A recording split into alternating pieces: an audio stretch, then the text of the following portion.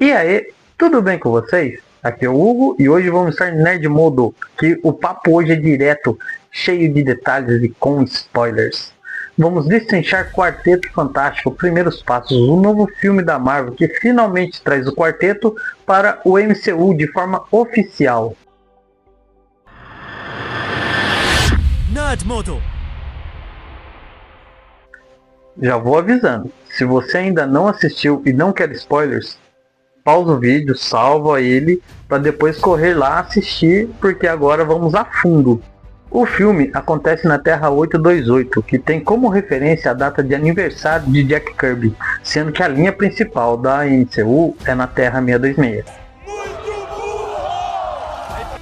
O início do filme aparece um apresentador e ele vai narrando os acontecimentos que fizeram do Quarteto Fantástico super-heróis. E o legal é que aparece até um vídeo do Reed Richards apresentando a sua tripulação, né, que é o seu cunhado, o Ben e a sua esposa, como as três mentes mais brilhantes que ele conhece. Em meio aos salvamentos aparece um grande vilão de primeira, que é o Topeira, interpretado por Paul Walter Hauser. Se vocês não sabem quem ele é o Arraia do Cobra Kai. O vilão Topeira ficava atacando a superfície muito por se sentir discriminado por ficar no subsolo. Com a intervenção diplomática da Sue Storm, eles entram num acordo para tanto que quem vive na superfície como no subsolo possam conviver numa boa. A trama principal se inicia em um dia normal na vida do quarteto, quando aparece Shalla-Bal, a surfista prateada, dizendo que o planeta Terra será devorado por Galactus e que todos no planeta deveriam se despedir de seus familiares e de seus amigos. Com a aparição de Shalla-Bal, o quarteto resolve ir até Galactus para tentar convencê-la a não destruir o planeta Terra. Lembra que eu disse anteriormente, nesse filme, o Johnny, o Tocha Humana, é um cientista também? Uma característica nova, vamos dizer assim, mas suas características permanecem como gostar muito de mulheres, provocar o bem, essas coisas. E graças a isso, ele tem um papel importante na trama. Por causa disso, ao chegarem aonde Galactus está, eles são recepcionados por Shalla-Bal. E se inicia um diálogo vulgo chavequinho importante entre ela e ele, onde ele aprende algumas palavras dela.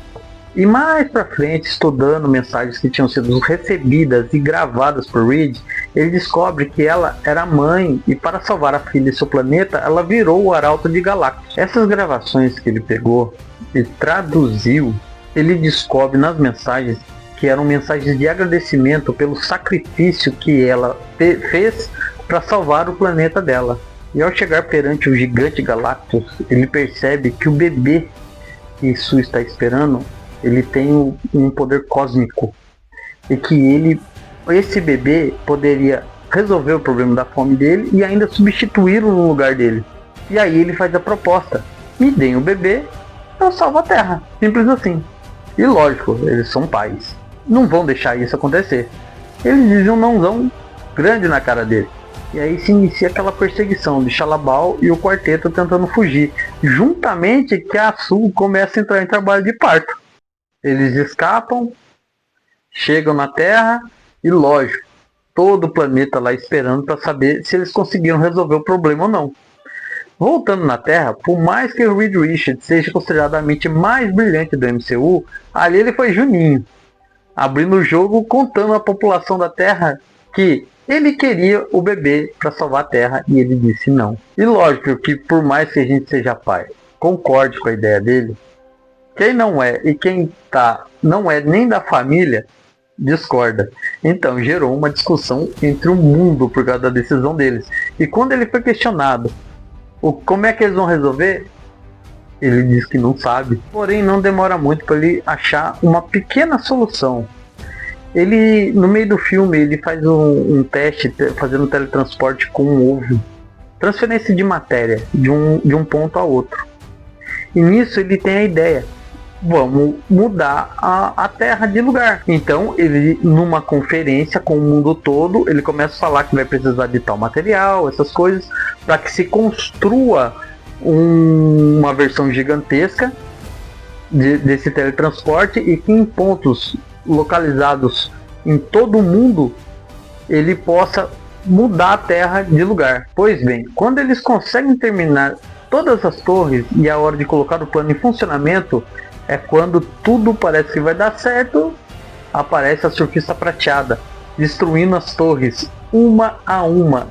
É nesse momento que o Johnny vai confrontar ela. Ele começa a mostrar os áudios de todo mundo que estava agradecendo ela por ter salvo.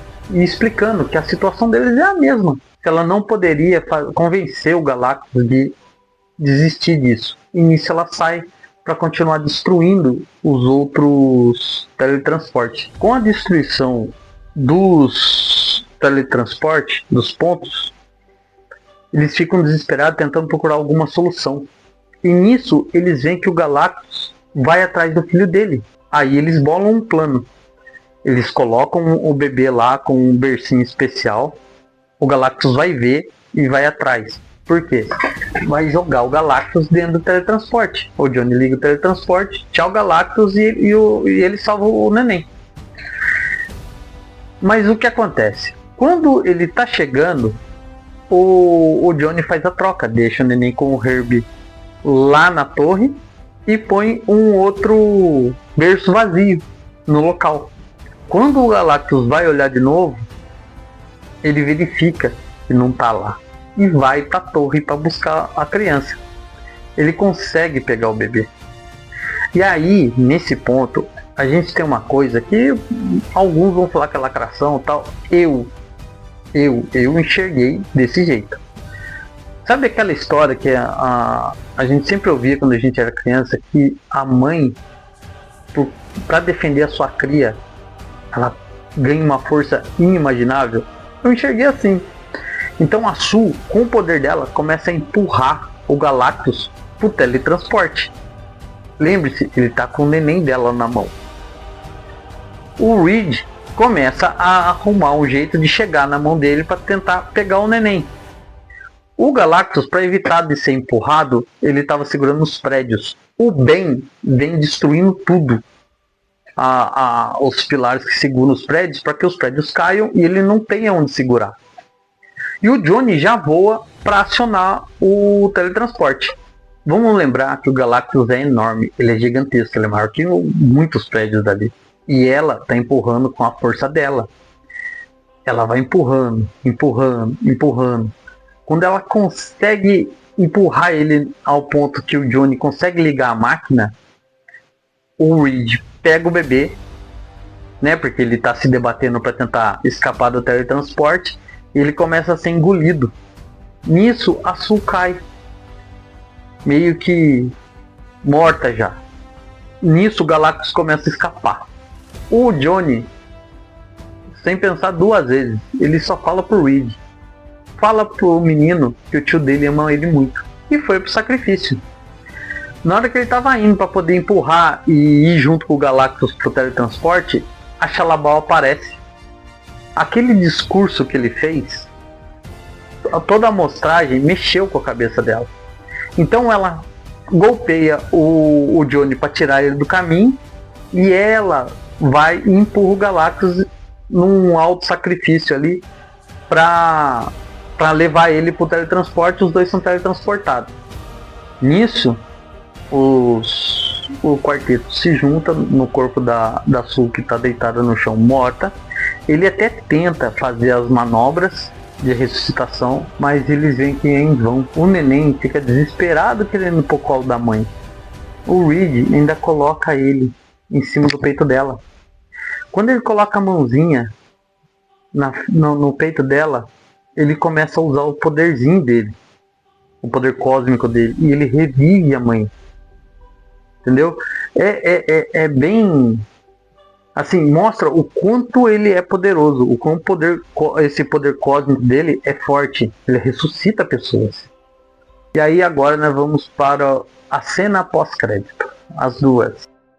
A primeira cena pós-crédito, passam-se 4 ou 5 anos. O Storm tá lendo, terminou de ler um livrinho para ele e vai pegar outro, né? Outro livro para ele ler. Enquanto ela sai, quando ela volta, ela começa a sentir uma presença diferente. Quando ela volta e olha, tá ele de pezinho com o Dr. Doom de frente com ele, de costas para ela, segurando a máscara dele. E ali acaba. É a cena pós-crédito. Provavelmente, lógico, é para definir a saga. Agora, o que é interessante é que, como esse mundo é separado do MCU, eles vão ter que bolar alguma coisa para que eles possam juntar. Será que esse quarteto vai se encontrar com outro quarteto do meio-meia? Não sabemos. O outro pós-crédito é mais tranquilinho, é só mais animação de desenho da época, quando foi lançado, que o Coisa ficava falando, é hora do pau. No filme todo tem às vezes aparece o cartãozinho lá aparecendo no fundo do desenho, e os caras falam, e aí, que hora é essa, que hora é essa? Ele, isso é só no cartoon, é só no desenho, eu não falo essas coisas. Então tem até uma hora que o Ben é atirado pelo Galactus longe. Aí o Johnny vai lá, busca ele. Aí vem segurando ele pra ele descer com tudo pra dar aquele porradão no Galactus. Aí eu falo, isso é hora do que, Ben? Eu não vou falar. É muito boa essa parte. É boa demais. Mas o filme é bom. Entendeu? Mas é aquele negócio. Lembrando, é um filme que não é um filme de ação. É um filme para contar a história da família do quarteto. Mas ele é bom. Você vai se divertir. Ele tem uma dinâmica boa. Entendeu? Ele surpreendeu. E é legal que a Marvel faça isso. Porque, por exemplo, assim, eu vou ver um filme do Deadpool. Eu sei que tem que ter piada uma atrás da outra. Mas porque é o Deadpool. É a característica do personagem. Já no quarteto, por mais que o Johnny faça bastante gracinha, não tem a necessidade de uma piada em cima da outra. Você meio que desconecta do filme. E isso não tem nesse filme. Então você respeita cada tipo de filme. Isso eu achei interessantíssimo. Espero que a Marvel mantenha esse ritmo para todos os filmes, se adequando. Quando o personagem é mais engraçado, você coloca mais piadinha. Quando é mais drama, você põe drama, mais sério, mais ação. Coloca ação. Você curtiu esse estilo? Comenta aí, dá um like, se inscreve no canal, ativa o sininho para não ficar fora das notícias. Entre em Nerd Model, partiu! Nerd Model.